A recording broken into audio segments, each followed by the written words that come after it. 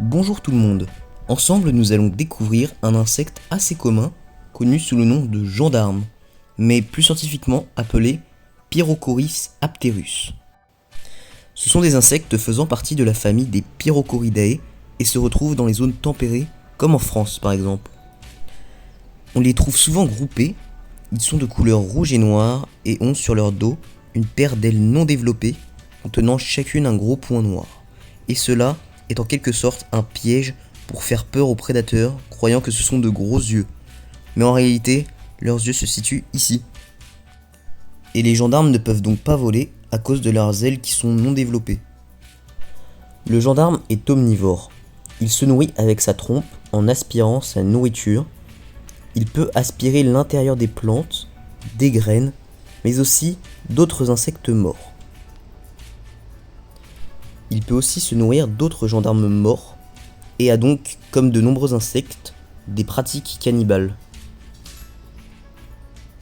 À l'âge adulte, le gendarme fait environ 1 cm de longueur et au cours de son développement, il peut muer jusqu'à 7 fois. Cela veut dire qu'il se débarrasse 7 fois de son ancienne peau en sortant de celle-ci. Les jeunes spécimens ont tous cette apparence-là avant d'avoir passé leur dernière mue, c'est-à-dire leur 7e stade de mue. Il y a seulement leur taille pouvant différer d'un individu à l'autre. La durée de vie de cette espèce de punaise peut varier de 2 à 3 ans, s'il n'avait pas le malheur de se faire tuer par un prédateur. Pour ce qui est de la différence entre les sexes opposés, la femelle est souvent un peu plus longue et un peu plus large que le mâle. Le mâle a cette partie-là que la femelle n'a pas.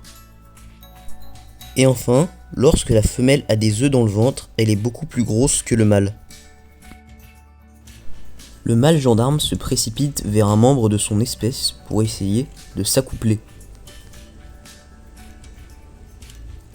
L'accouplement de cette espèce s'effectue de décembre à juillet et peut durer jusqu'à 7 jours. C'est-à-dire qu'ils peuvent rester collés durant 7 jours.